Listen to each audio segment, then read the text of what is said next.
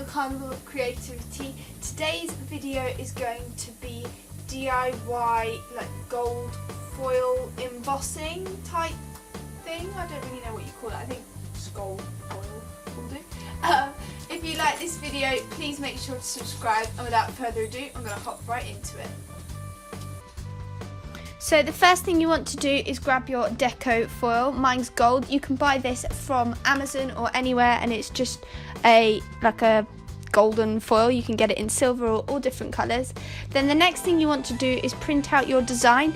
Now this has to be printed on like a laser printer or a printer that uses toner as opposed to ink, because the foil will only react with toner. So I went to Staples and got mine printed at Staples because I didn't have a laser or toner printer of my own. And then all you simply want to do is cut your foil to a big enough size to fit over your design, position this over your design, and then proceed to heat up your laminator.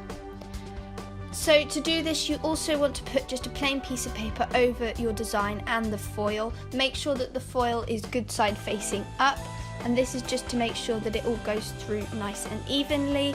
And all the laminator's doing is just embossing the foil to the toner with the heat. So once it's gone all the way through your laminator, it should be good to go. All you want to do is take off the piece of protective paper that you put over to put through the laminator, and then peel up the toner paper, funky paperness, and that really is it. It really does look so cool in person.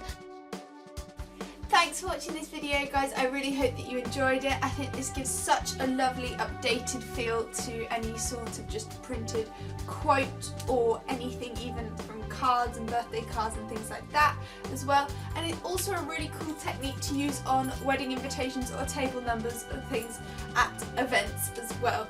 So if you like this video, please make sure to subscribe, and I will see you all next time. Bye guys!